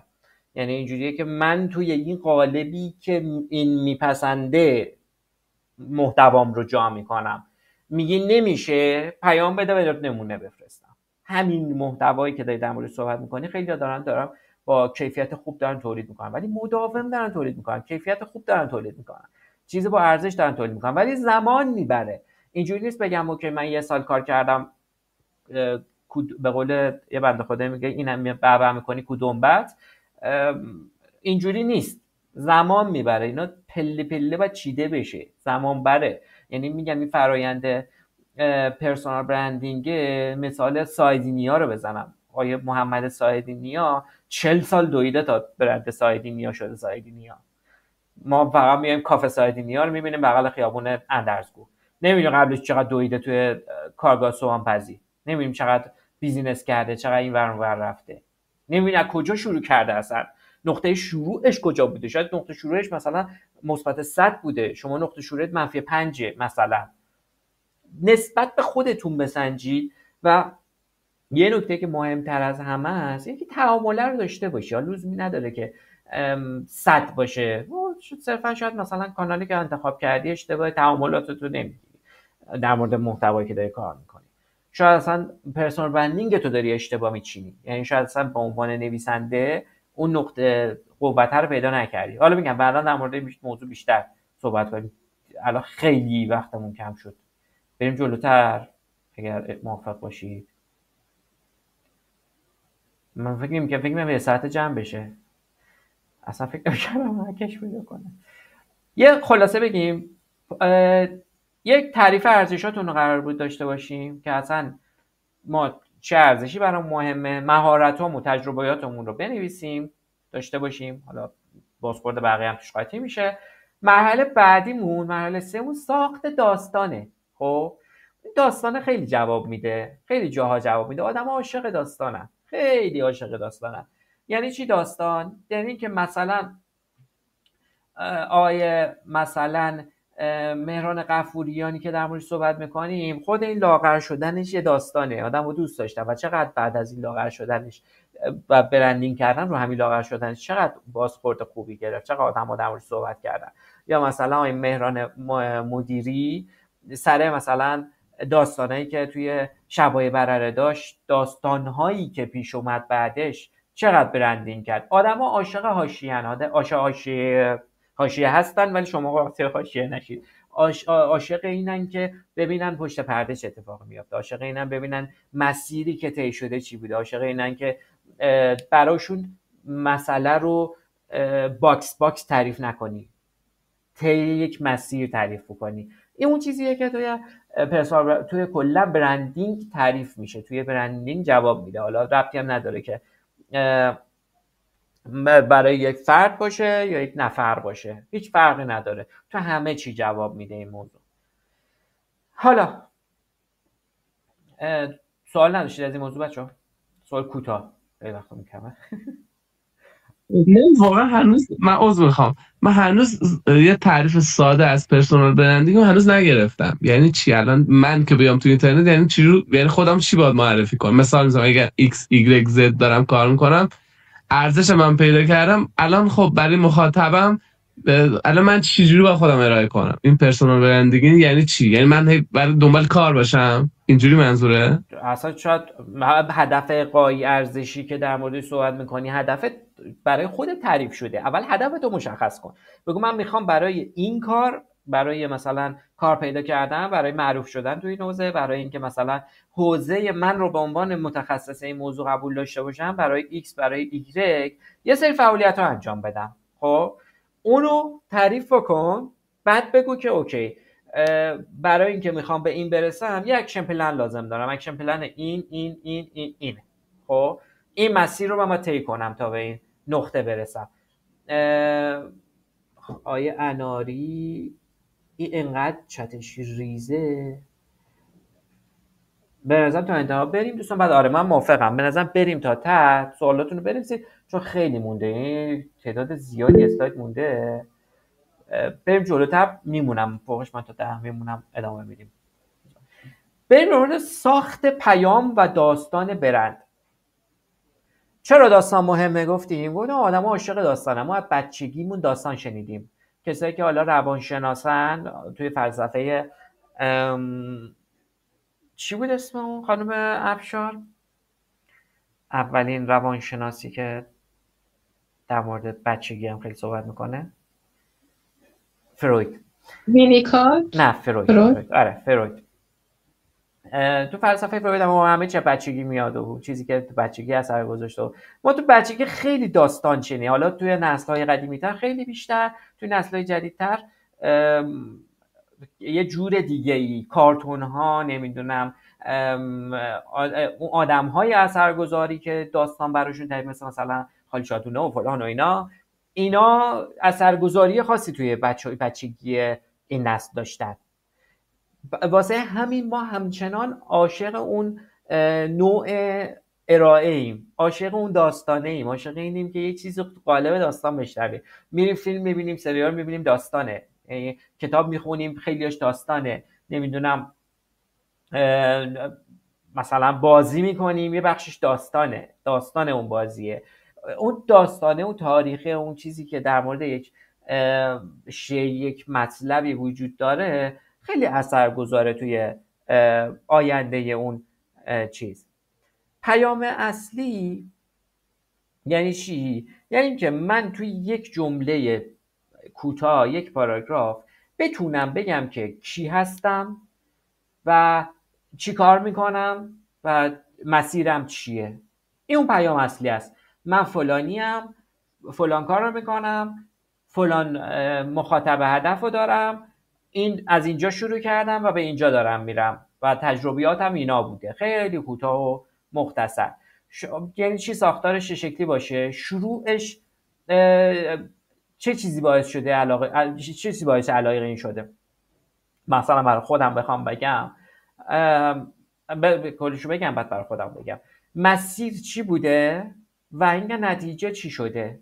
خب من دانشجوی صنایع بودم، علاقه‌مند به بازاریابی شدم و افتادم توی مسیر محتوا. از اونجایی که گرافیک بلد بودم و بخشی که سیستم سازی و این حرفا بود و توی صنایع خونده بودم، علاقه‌مند شدم که ترکیب کنم همه اینا رو و الان نتیجه شده 10 سال سابقه توی حوزه سوشال مدیا و محتوا. این اون داستانیه که در موردش داریم صحبت میکنیم. یه داستان خیلی کوتاه، یه 2 خطی. همینم یه داستانه. نتیجه گیریش این بودش که اومدم اون 10 سال سابقه رو پروموتش کردم، شد اون نقطه لنگری که در موردش دارم صحبت میکنم. نقطه بعدی که اومدیم این داستان رو تعریف کردیم، حالا میتونه داستان طولانی تر بشه، یعنی میتونه توی جاهای مختلف در موردش داستان ریز داستان، میکرو داستان تعریف بشه. مثلا من فلان ایونت رو رفتم، این اتفاق افتاد. مثلا من فلان چالش رو داشتم، این اتفاق افتاد، به این ربط داشت. ولی کل این مسیر نباید بشه مثلا مگر مثلا من پرسونال برندینگم در مورد مثلا آی تی، نباید بشه پارتی رفتم فلان شد. خب پارتی رفتی اوکی، اون بحثیه که آیه حمید گفتش پرسونال رایف و اینا میاد وسط، دقیقاً همینجاست. بدونی کجای زندگیت پرسونال رایفه، کجا پرسونال لایف نیست. خب من تعریف کنم روابطم، روابط دوستانم، مثلا خانواده‌ام، مثلا دارایی هام جزء چیزای شخصیمه. بقیه این داستان میتونه جزء به قول مسیر شغلی و پرسونال برندینگ من باشه. خیلی برمیگرده به اون چیزی که ما داریم تجربه میکنیم، اون چیزی که داریم روش اینوست میکنیم. هماهنگ کردن کانال ها یعنی چی؟ یعنی که اوکی، منی که الان دارم به عنوان سوشال مدیا مارکتر فعالیت میکنم، به عنوان متخصص سوشال مدیا دارم فعالیت میکنم، لینکدین هم سوشال مدیاه، تلگرام هم سوشال مدیاه، اینستاگرام هم سوشال مدیاه، حتی اسمم هم خیلی سیو میکنم، مشتاق سوشال سیو میکنم چون فامیلیم طولانیه. خودم اینجوری لنگر انداختم که تو ذهن آدم ها سوشال بمونه. منو به عنوان سوشال میشناسن، با اینکه گرافیک انجام میدم، ویدیو انجام میدم، نمیدونم کار یه بخشی برندینگ انجام میدم، خیلی کارا انجام میدم، ولی منو به اسم سوشال میشناسن. من اومدم توی همه کانال های آنلاین و آفلاین و تمام نتورکم این رو جا انداختم که این آدم به عنوان سوشال شناخته میشه. این اون نقطه مهمیه که باید رعایت بکنید. همینجا گفتیم من 3 تا کار انجام میدم، ببین کدومش برات مهمتره، کدومش برات برندینگ تره، کدومش میتونه تو رو پروموت کنه و یه پله بالاتر ببره. مثلا اگه داری انفورماتیک فلان موضوع کار میکنی، اوکی، مثلا احتمالش خیلی کمه که بتونی برندینگش بکنی روی برندینگ شخصی. شاید بتونی، ها نمیدونم، زندگی من نیست و برداشت من نیست، تخصصی هم توش ندارم. ولی مثلا اگر تو حوزه هوش مصنوعی و نوشتن سیستم‌های هوش مصنوعی داری فعالیت میکنی کنار اون انفورماتیکه، معنی انفورماتیک هم نمیدونم کنار اون انفورماتیک هوش مصنوعی احتمالاً به خاطر اینکه ترندتر و بازدهی بهتری داره میتونه جذاب‌تر باشه. بازم برمیگرده به اون نقشت و اون هدفی که توی زندگی داری. بریم یه پله جلوتر. سوالات رو بچه‌ها بنویسید، گوشی بنویسید تو خود یادتون نره. بریم یه پله جلوتر. مثلا نگم من فقط یه طراح گرافیستم، بگم من به برندها کمک میکنم که طراحی خلاقانه و تاثیرگذاری رو انتقال بدم. از اینجا شروع کردم، اینا تجربیاتمه و نتیجهش هم شده فلان. حالا اینجا کامل ننوشتم. حالا بریم قدم بعدی. حالا این داستانه رو تعریف کردیم، برند رو تعریف کردیم، اون به قولی ساختاره رو تعریفش کردیم. میام اینجا که انتخاب کانال مناسبه. من اگر مثلا به عنوان مثال برنامه نویسم، خب گیت هاب احتمالاً مناسبه برای من به عنوان حضور، یا مثلا همین استک اوورفلو. درسته؟ اشتباه نمیگم؟ استک اوورفلو yes of course.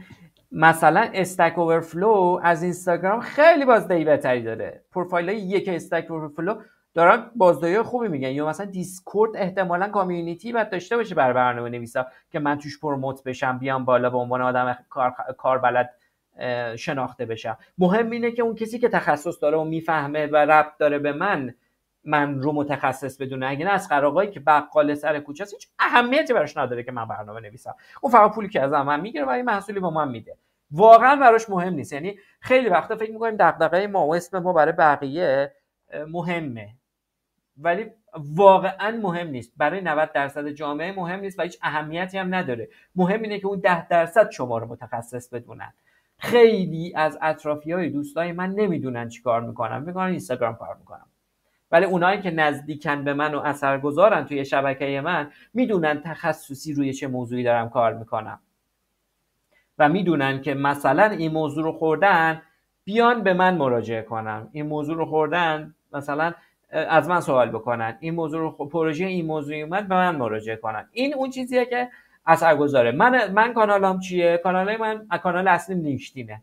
لینکدین خیلی فعالیت من اثرگذاره. آدمایی که توی لینکدین من پیدا کردم از 2 سال پیش، 2 سال و نیم پیش، بیشتر، الان 4 سال میشه، 4 سال پیش که شروع کردم تا الان خیلی توی مسیر شغلی من اثرگذار بودن. شما شاید اینجوری نباشه. شاید مثلا علی آقا شروع کنه مثلا آپارات تولید محتوا کردن، تولید محتوا شبکه کردن، شاید براش بیشتر جواب بده. آدم‌ها توی آپارات بیشتر بشناسنش تا مثلا بیا تو اینستاگرام مثلا شروع کنه آموزش دادن یا مثلا محتوا تولید کردن.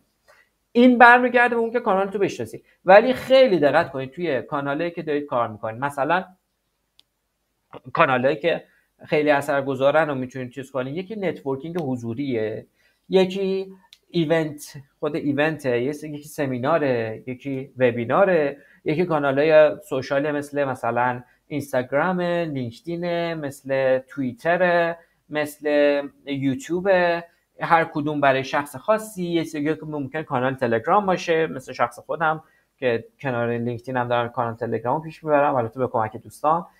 و مهم اینه که بدونی مخاطبت کجاست، مخاطب من دنبال چی میگرده و کجاست. مرحله بعدی چیه؟ اوکی، من به قولی پلتفرم رو پیدا کردم، براش برنامه‌ریزی کنم. حالا فقط محتوا نه، اگر ایونت برم ایونت، اگر مثلا سوشال خاصیه، اگه مثلا مثل خانم فروغ مثلا اینستاگرامه، برم ادیت یاد بگیرم، برم کار یاد بگیرم، برم اینو یاد بگیرم، اونو یاد بگیرم، سعی کنم بیشتر شبیهشون بشم، محتوام رو بیشتر، پیامم رو بیشتر نزدیکشون بکنم تا به اون نقطه برسم. بعد نقطه بعدی چیه؟ نقطه بعدی آدم‌ها با تعامل شما را یادشون میمونه، با اون گیفتای کوچولو کوچولویی که تو ذهنشون میکارید یادشون میمونه. مثلا من وقتی مثلا جواب شما رو سوال میدم، سوال شما رو جواب میدم، توی ذهن شما میمونم. اگر اون جواب برای شما ارزشمند باشه توی ذهن شما میمونم، میگم این آدم برای من اثرگذار بوده، پس ممکنه فالوش بکنم. توی اینستاگرام، حالا بیشتر توی حوزه اینستاگرام کار میکنم من، توی اینستاگرام میگیم که دلیل این که آدم‌ها شما رو فالو بکنن چیه؟ فالو بکنم استوری گل و بلبل ببینم؟ فکر نمی‌کنم علاقه ای داشته باشم استوری گل و بلبل ببینم. مثلا شما رو فالو میکنم ایکس رو ببینم، مثلا فلان تخصصت رو ببینم، کدوم ایونت رفتی، ببینم فلان تخصصی که رسوندی کجاست، مثلا یک موضوعی که چالش خوردی کجاست. شاید با گل و بلبل چالش خورده باشی یا نمیدونم، شاید کارت گلخونه باشه، گل و بلبل باید جواب بده. ولی اگه تو این حوزه‌ای که داریم در موردش صحبت می‌کنیم و پرسونال برندینگ بیشتر در موردش کار می‌کنه، فکر نمی‌کنم گل بلبل جواب بده. پس مهمه که چه جلوه‌ای دارم میذارم و تعامل آدم‌ها رو میگیرم چیه و با آدم‌ها تعامل می‌کنم. این چیزیه که من این کلا بیس این وبینار یک کتابیه که اون کتابو میذارم در آینده، اصلشو میذارم، دوست داشتید بخونید. اون میگه 80-20 من قبول ندارم. من میگم چالش‌های مسیر باید بیشتر از این حرفا باشه و شما هر چقدر در مورد آموزشت رو تو قالب داستان و چالش مطرح بکنی، اون چیزی که بقیه داری میدی ارزشمندتر باشه، بیشتر بازدهی میگیری. آموزش رو موافق نیستم ولی با ارزش ایجاد کردن خیلی موافقم. یعنی مثلا محتوایی که داری میذاری، چیزی که داری میذاری، مثلا چه میدونم حمید، اگر مثلا داری حمیدو میدونم دوست منه، دارم حمیدو مثال میزنم، اگر داری مثلا هوش مصنوعی کار میکنی، راه اندازی کامل یه دونه هوش مصنوعی رو یاد بده از 0 تا 100. کاری که من خودم از یوتیوب دیدم، یعنی که اینجوری که یکی از این هوش مصنوعی‌ها من روی سیستم خودم ران کردم و خیلی هم چالش برانگیز بود، واقعا اشکم در اومد، ولی جواب نداد چون گرافیک خیلی قوی میخواد و اینا. فقط یه BCG گلکی دانلود کردیم و خودمون در دیوار زدیم. چیزم بود، اسمش یادم نمیاد. یکی از این مدل‌های هوش مصنوعی تصویرساز بود که نتونستم ران کنم، ولی برای آدمو خیلی جذابه. برای آدمو خیلی جذابه که بدونن چه جوری میتونن یک مدل کوچولو داشته باشن. مثلا یک مدل کوچولویی که من الان دارم ران میکنم روی گوگل کلاب، مدل زیرنویس فارسیه. صدا رو میدی بهش و بهت زیرنویس میده، تا یه حد زیادی هم جواب میده، خیلی هم خفن، رایگانم هست، مدل اوپن ای آی. اینا اون چیزیه که برای مثلا هوش مصنوعی جواب میده. برای مثلا محتوا، پرامپت های جذاب ممکنه جواب بده. اون چیزی که ترنده و به شما نزدیکه، توی قالب کار شما میگنجه، میتونه خیلی اثرگذار باشه. نکته های طلایی، کیفیت از کمیت خیلی مهمتره. تو اینستاگرام اینجوری نیست، ولی تو بقیه مدیاها کیفیت خیلی مهمه. بچه‌ها اینجوریه که درگیر کمالگرایی نشید، ولی اینجوری هم نباشه که اوکی بزن بریم پست پست پست پست پست پست پست. نه، قطعا نه. با هدف و با استمرار پیش برید، ولی درست. یعنی اینجوری که محتوای ارزش داشته باشه. اینجوری نه که محتوا رو اوکی محتوای پرتش کنیم تو مثلا لینکدین. نکنید این کارو. ترجیحاً وقت بذارید و محتواتون ارزشمند. محتواتون هم ترجیحاً اگر هوش مصنوعی میگیرید بازنویسی کنید با دست خودتون، یا انقدر پرامپتتون رو حرفه‌ای کنید که نشون نده که هوش مصنوعی نوشته. آدما بفهمن هوش مصنوعی نمیخونن، خیلی راحت نمیخونن، میره خودش از هوش مصنوعی میپرسه دیگه، نمیاد سراغ تجربه‌ای که شما رو بشنوه. موضوع بعدی چیه؟ شبکه‌سازی هدفمند. من خیلی در مورد این موضوع توضیح نمیدم چون فکر کنم یه وبینار دیگه در مورد این موضوع بذارم. منو خیلی از دوستان به اسم شبکه‌سازی میشناسن. خیلی از دوستانی که همین الان توی این ایونت حضور دارن من رو به اسم شبکه‌سازی میشناسن. خیلی اثرگذارتر از سوشال مدیا است توی حداقل حوزه من. تو حوزه‌های که یک کمی مید لول تخصصیه، یعنی مثلا یک موضوع خیلی خاص نیست. اگر اون موضوع خیلی خاص هم تو کامیونیتی خودش جواب میده، ولی تو موضوعی که خیلی پابلیکه شبکه‌سازی خیلی جواب میده، چون آدم‌ها توی حضوری خیلی راحت‌تر پیام شما رو دریافت میکنن تا توی آنلاین. بریم اسلاید بعدی. سوال اگه دارید این گوشه بنویسید دوستان، یه گوشه بنویسید برسیم به بقیه‌اش. حالا که اینو ساختیش، نگهداری و مدیریتش خیلی مهمه، خیلی مهمه. من اینوست میکنم یه نفر رو به دست بیارم، 5 روز بعدش آنفالو میکنم. یعنی تمام 60 تا پستی که آخر گذاشتی رو با آنفالو کردن همون یه نفر، به خاطر اینکه مثلا تولد فلانی رو تو استوری تبریک گفتی تو پیج کاری، آنفالو میکنه. و اینجوریه که تو فقط یه فالوور رو دست ندادی. اگر اون مخاطب هدف تو بوده، یک مشتری هدف، یک مخاطب اصلی رو دست دادی و این بده. این موضوع خیلی بده، بیشتر از اون چیزی که فکر کنی بده. حتما نگهداشت رو خیلی روش مانور بدید. موضوع اول چیه؟ یک پارچگی برنده. اگر من دارم توی یک موضوعی کار میکنم، توی اینستاگرامم یه چیزی نگم، توی لینکدینم یه چیزی بگم، توی تلگرامم یه چیزی بگم، توی اینستام یه چیزی بگم. خب یک هویت یک پارچه‌ای. یعنی مثلا من توی لینکدینم نباشه مثلا سوشال مدیا، توی اینستاگرامم باشه ویدیو ادیتور، توی لینکدینم نباشه برنامه‌نویس، توی اینستاگرامم باشه متخصص مثلا هوش مصنوعی. این یک پارچه بودنه باعث میشه آدم‌ها جاهای مختلف شما رو یادشون بمونه.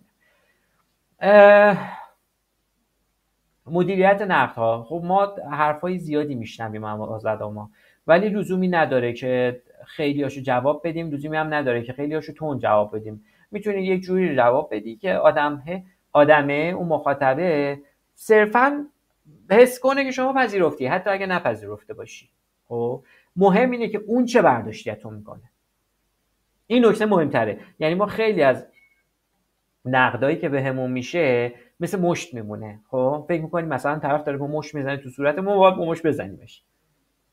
چرا؟ نه، نیست واقعا.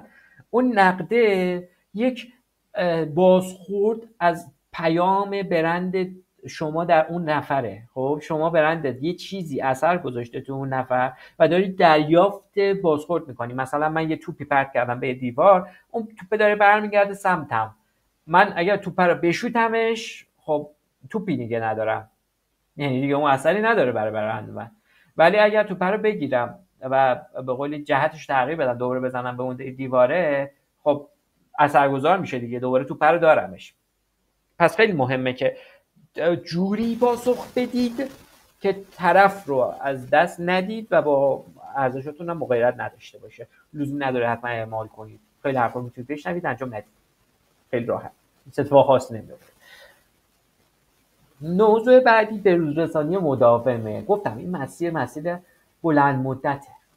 مسیریه که من نظم باید توش داشته باشم. مسیریه که باید حتما یه بخشی برونگرایی توش داشته باشم. اینجوریه که من مداوم باید اینو بهتر و بهترش بکنم. روابط بلند مدت بسازید. یک اشتباهی که همه میکنن توی این موضوع، خانم فروغ هم خیلی تو حرفش بود این موضوع، لزومی نداره شما بیرون این ارتباطاتی که دارید به قولی برندینگ انجام بدید. خود این روابطی که دارید ذره ذره با آدم‌های دونه میسازید، همینا رو بتونید تو کانکشنتون نگه دارید. ظرف مثلا سالی 500 تا دونه برید، ظرف 4 سال میشه 2-3 هزار تا دونه. 2-3 هزار تا آدم‌ها کمی نیستن، خیلی زیاده و مهم اینه که اثرگذار باشن، آدم‌ها یادشون بمونه. مهم که آدم‌ها تو رو یادشون نره. مثلا اونی که 3 سال پیش دیدتت یادش نره تو چیکاره بودی. خودم هم تو این موضوع باک دارم. کار سختیه. ما داریم به قولی مدل تعالی رو میگیم، یه چیزی که خیلی بالا رو میگیم، ولی روابطتون رو طولانی مدت بسازید. نه اینجوری نباشه که من آدم رو یادم بره، یا مثلا اینجوری باشه که 1 سوال باشه و تمام. نه اینجوری نباشه. سعی کنید این بلند مدت رو نگهش دارید. کلید موفقیت چیه؟ داستان سرایی مداوم، ثبات در ارزش‌ها و صبر برای نتیجه بلند مدت. این تمام اون چیزیه که از این وبینار رو خودتون ببرید. بریم بعدی. جمع‌بندی.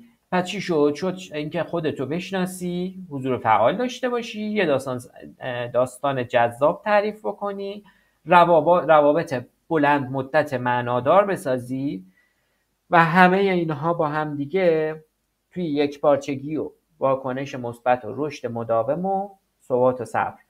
برند شخصی خیلی مهمه بچه‌ها. این جمله من خیلی واقعا دوستش داشتم. برند شخصی مثل سرمایه ارزش زنده است که نیاز به مراقبت و رشد داره. لازمه که تولد آدم رو تبریک بگی، لازمه که به قولی اگر چیزی اتفاق میفته تسلیت بگی، لازمه که حالشون رو بپرسی، لازمه که از اتفاقاتی که میفته آگاهشون کنی. اینا همش مهمه. بریم توصیه‌های عملی. این بیشتر حالت خلاصه داره ولی خب یه دور تون میگیم. تمرکز روی حوزه. اینو که تو حرفام گفتم، از این حوزه به اون حوزه نپرید. اگر دارید روی موضوعی برندسازی میکنید و اگر نمیدونید چیه، صبر کنید. وایسی کامل تهنشین بشه، مطمئن بشید تو حالا نمیفهمم کمالگرایی، ولی مطمئن بشید از اون مسیری که دارید میدید، بعد تو اون حوزه برندینگ کنید. اشکالی هم نداره، برندینگ رو تو این حوزه میتونید داشته باشید، بعداً ریبرندینگ کنید، بعداً تغییر بدید، اشکالی نداره، ولی تو یک مدتی این رو ثابت نگهش دارید.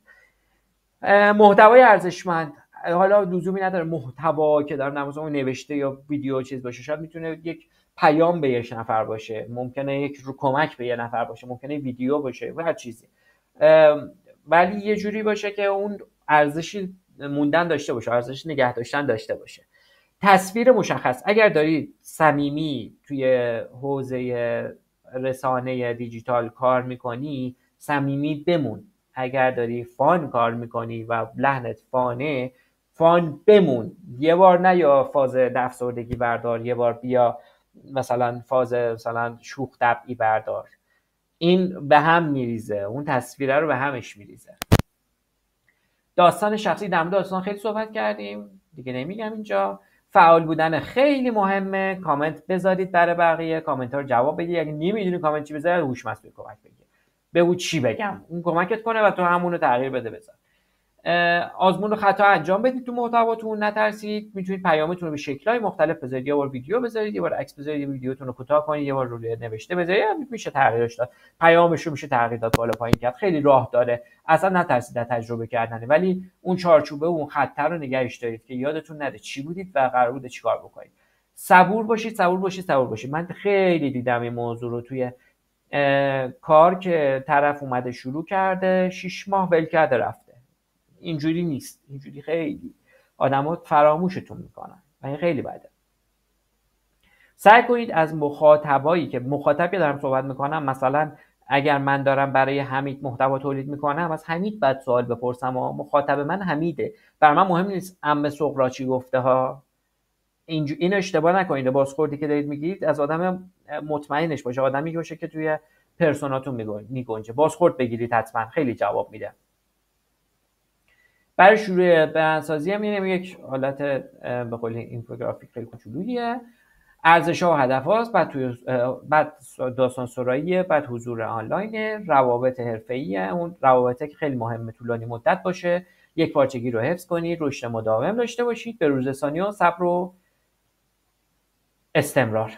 برند شخصی سرمایه است، واقعا سرمایه است. اینجوریه که من اگر الان دارم استعفا میدم، اون چیزی که برای من کار میاره محمد و قلی و حسن نیستن، اون چیزی که برای من کار میاره اسم منه، اسم منیه که تو ذهن محمد و قلی و حسنه. اگر اون اثرگذار باشه، میتونم آینده مطمئن باشم که برندم داره کار میکنه. نکاتتون رو که رعایت بکنید، مداوم پیش برید. میدونید این موضوع خیلی طولانی تر از این حرف هست. من اومدم یک خیلی کوچولو در مورد صحبت کردم. کانال ما رو اگر ندارید، لطفاً جوین بشید و حتما به قولی به دوستانتون معرفی بکنید. یه سورپرایز کوچولو هم داریم که نمیدونم الان مثلا نشون بدیم بد نیستش. اگر بتونم آنلاین بشم چیز بدی نیست که نشون بدمش. بذارید دقیقا من بیارم بالا. ما یک چیز کوچولویی آماده کردیم، حالا جایشو بهتر شدن داره، ولی اگر که واردش بشید، من اینو بیارم این بر یه سری سوال ازتون میپرسه و در آخرش بهتون یه پرامپتی میده که میتونید باهاش یک پرامپت خیلی کامل بگیرید و بدید به هوش مصنوعی های مختلف، هر چیزی که خودتون دوست دارید، و اونو به قولی بیاید و توی مسیر خودتون استفاده بکنید. خیلی اثرگذاره و میتونید استفاده بکنید ازش. اینو کاملشو میکنیم میذاریم توی کانال و براتون ایمیل هم میشه برای اونایی که دوستانی که ثبت نام کردن. خیلی ممنونم که تا اینجا همراه ما بودید. اگر سوالی هست الان میتونید بپرسید.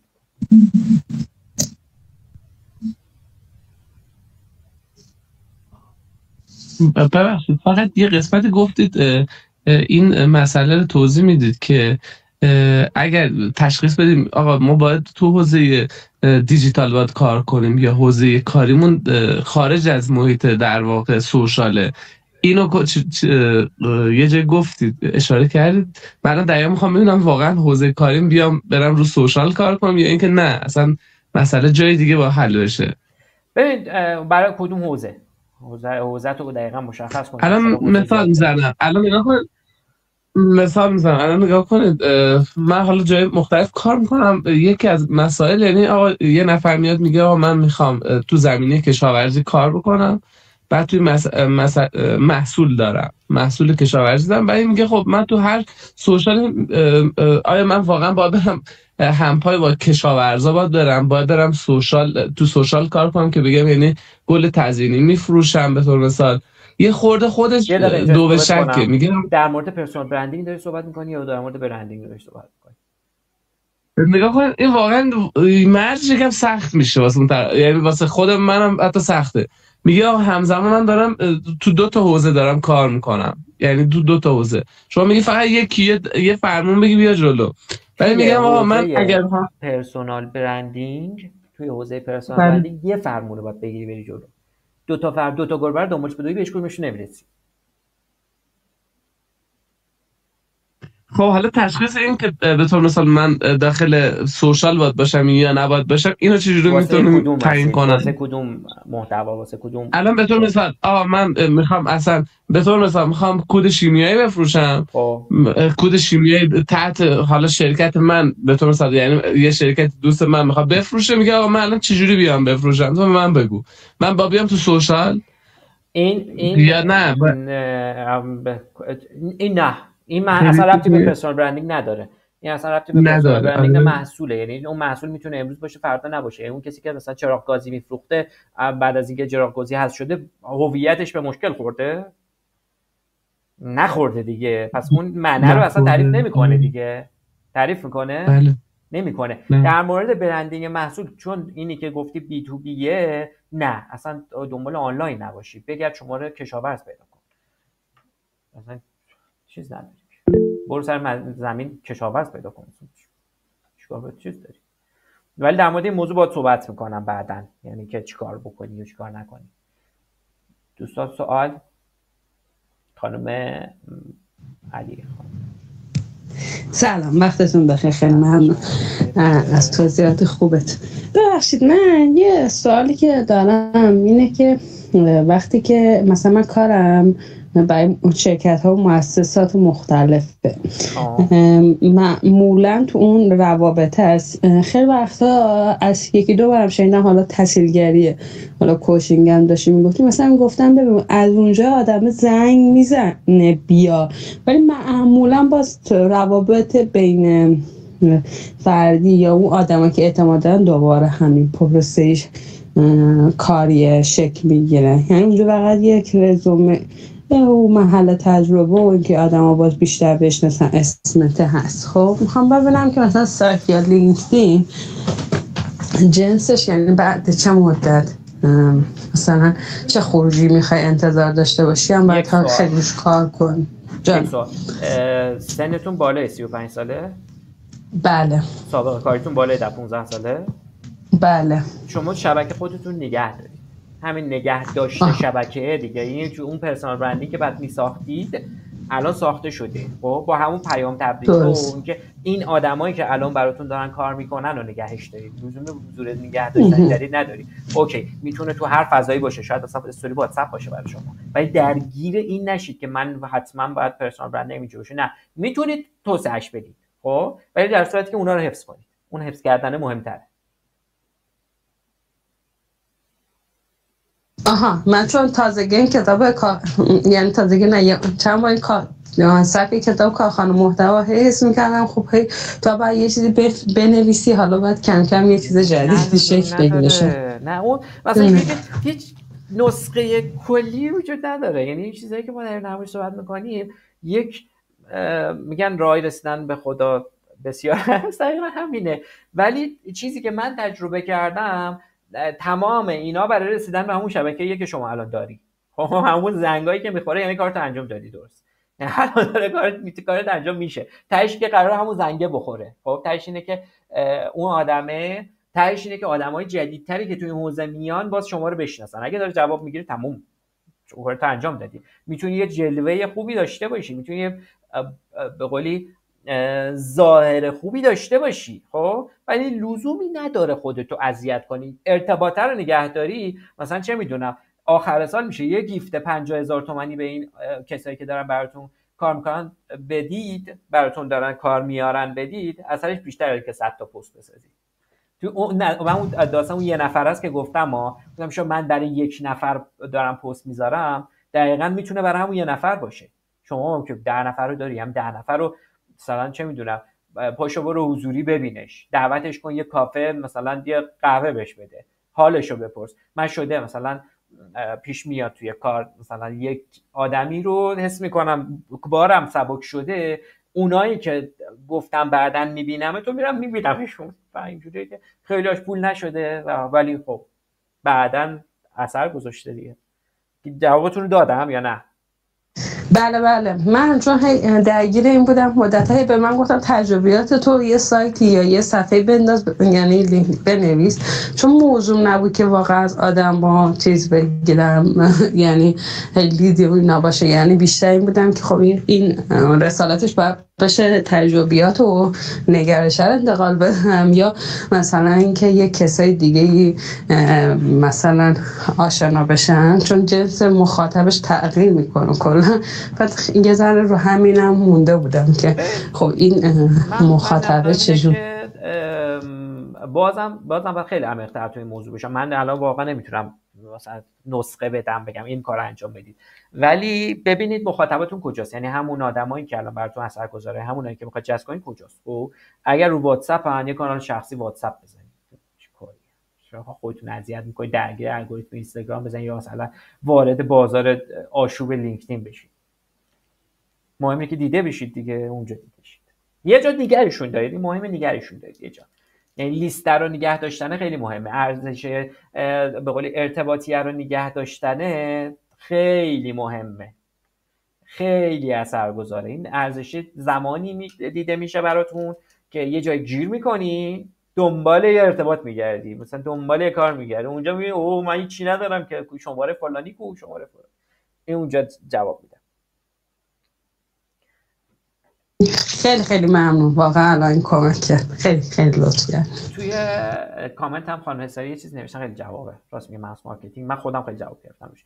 دوستان دیگه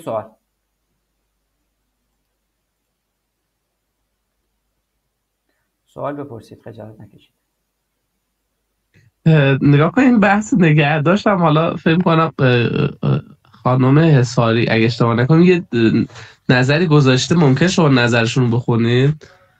یه سوال انگاری در مورد نگهداشت ایجاد حس اعتماد طبق آمار درصد بالایی که از طریق دیدا جذب میشه ماس مارکتینگه و به این دلیل به همین دلیل هم برای نگهداشت مشتری سابق.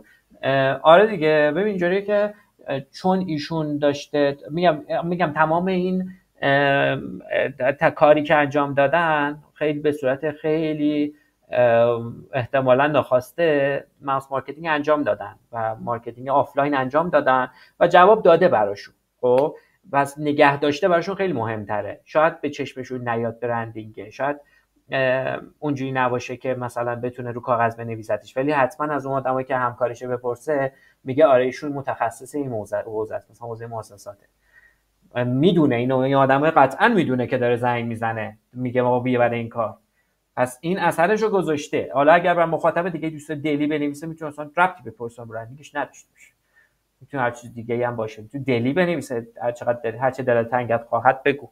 ولی اگر تو حوزه پرسونال برندینگش میخواد بنویسه، میتونه برای همونا بنویسه، میتونه برای آدمایی که نزدیک این حوزه هستن بنویسه. ولی ماس مارکتینگ برایشون جواب.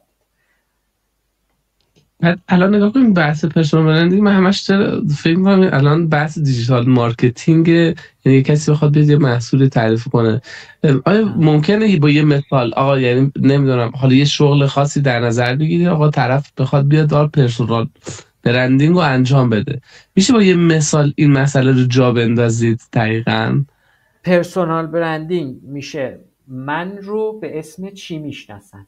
همین. ممکنه من رو به اسم برندم بشناسن، حتی اون پرسونال برندینگ من میشه، برنده میشه پرسونال برندینگ من رو به اسم چی میشناسن و دوست دارم به اسم چی بشناسنم. همین. تمام پرسونال برندینگ همین. خب اصلا بعضی از محتوایی که میخونی واقعا مشخص نیست که اینو من به عنوان چی میتونم دسته‌بندیش کنم، بگم این الان تو این دسته قرار میگیره. دسته‌بندی نکن. چه لزومی داره مثلا اون آدم اومده پول داده به منو دسته‌بندی کن تو ذهنت. خب باید یه طور بشناسمش. یعنی من یه تاجر ماش میشناسم، میگم اوکی این تاجره تو کار صادرات و وارداته. خب آدمای دیگه به طور مثلا من چجوری میتونم درک کنم به طور مثلا این خب برنامه‌نویس مشخصه، تولید محتوا مشخصه. یه کسی که چه میدونم تو یه کار خاصی انجام میده اصلا خیلی به اون صورت هم نمود نداره، میگه اینو من چجوری یعنی پررنگش بکنم. شاید پرسونال برندینگ درستی نداره، چه اصراری داری براش پرسونال برندینگ تعریف کنی؟ میخوای پرسونال برندینگ رو به زور بچپونی روی حلقه طرف. نه خیلی سوال باحال بود دوستا.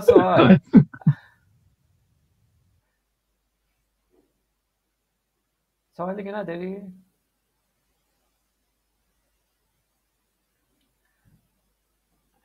بعد ببخشید در مورد اینستا هم بعد امکان داره اگه بخوای مارکتینگ هم تو اون قسمت باشه آموزش بدید برای پرسونال برندینگو؟ نه اگه بخوای یعنی تو اینستا به طور مثلا یه چیز فروشگاهی بیاریم بالا، یا یه سری مسائل حالا جذب مخاطب بخوایم داشته باشیم، همچین چیزی هم شما آموزش میدین؟ آره من آموزش دارم، همین الان تو مشتم فنی دارم آموزش میدم اینو، ولی میگم بحثش میاد تو مارکتینگ. برندینگ یک پله قبل از مارکتینگ، یعنی جوریه که من تعریف کنم کیم، این همین میشه برندینگ، بعد پیاممو انتقال بدم. خود اون تعریف کردن داستانش چیزی است. الان یه نفرایی هستن تو یوتیوب اصلا هیچ کسی چهرهشون رو نمیبینه ولی انقدر محتوای خوب تولید میکنن که اصلا ما میگیم اصلا تو دیده نشو، اصلا مهم هم نیست، هم خودشون دوستان مخفی باشن ولی محتوایی که درست میکنه میلیونی دفعه لایک میخوره، یعنی طرف واقعا میخوره، خیلی هم جذابه، ولی طرف هیچ شهرتی نمیخواد. این پرسونال برندینگ که خیلی پررنگ شده پشت سرش خیلی شهرت هم آدما دنبالش هستن، اینا میخوان مشهور بشن. این مسئله شده که خیلی پررنگ هستن که همه دست به هر چیزی میزنن. بابت همین اولش هم گفتم دیگه اون اشتباهه، یعنی اشتباهه برداشت کنیم که اگه پرسونال برندینگ بخوای انجام بدی حتما باید اون بشی. نه، مگه ممکنه 10 نفر تو رو بشناسن و 10 نفر هم جواب بده، پرسونال برندینگ حساب میشه. ولی مهمه که به اسم درست بشناسنت. حالا تو دوست داری تعدادشون بیشتر بشه میتونه بیشتر بشه. اون که داری میگی حالا به قول ناشناس دارن پیش میرن، داستانش فرق میکنه. داستانش اینه که اون یه برندی رو کنار خودش تعریف کرده به اسم کانال فلان، با یه اسم دیگه، با یه کانکشن دیگه، با یه آدمای دیگه رفته مارکتینگ انجام داده اومده بالا. یک برند جداگونه است. ببین مرز بین پرسونال برندینگ و برندینگ. این پرسونال برندینگ من کیم، برند اینه که محصولم چیه. محصولم چیه؟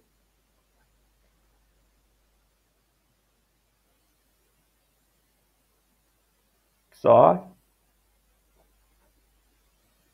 اوکی بود؟ ما همین متوجه شد اینو کامل؟ آره من متوجه شدم، ولی به نظر یه مسیری حداقل واسه خودم باید ترسیم بکنم، یعنی اینکه حالا به طور مثال بگم تو 5 ماه یا 6 ماه دیگه من بخوام یه محصولی تولید بکنم، حالا اول باید بیام خودم رو تعریف بکنم واسه یه جامعه، یا بعدش بیام محصول یه دفعه رونمایی کنم. اینو الان با خودم موندم. میتونی محصول تو اصلا میتونه اصلا ربطی به خودت نداشته باشه، لزومی نداره پرسونال برندینگت پشت محصولت باشه. اگر با پرسونال برندینگت همراستاه، مثلا آبینیدی با پرسونال برندینگ من همراستاه، خب پس من همراستا با این میتونم اینو پروموتش کنم، خب ولی مثلا من اگر مثلا به عنوان مثال دستگاه مثلا ذوب مثلا فلز مثلا فلان تولید میکردم، عمر اسمش هم نمی آوردم، چون عجب میگفتم آدما براشون مهم نبود. اینجوری بودم که مثلا احتمال اینکه توی 200-300 تا فالوور من مثلا یه نفر ذوب فلز فلانو می‌خواست احتمالش خیلی کم بود. میرفتم خودمو یه جای دیگه مارکتینگ می‌کردم، یه جای دیگه برندینگ می‌کردم با یه اسم دیگه. مرسی از توضیحاتتون. قربونت برم. دوستان سوال که ندارید؟ گذاشتی خیلی ندارید واقعا؟ همون شد؟ بچه ساکتی هستن. آره. خیلی خوشحال شدم از اینکه همراهیتون رو داشتم و خوشحال میشم حتما توی کانال جوین بشید. ما اینجا داریم زحمت میکشیم. ما اینجا داریم محتوای خوبی میذاریم، کانال خیلی به قولی پرمحتواییه، دوستان پشت پرده خیلی دارن زحمت میکشن و اینکه براتون ایمیل میشه این سورپرایزی که داشتیم، همین پرامپتره که در موردش صحبت کردیم.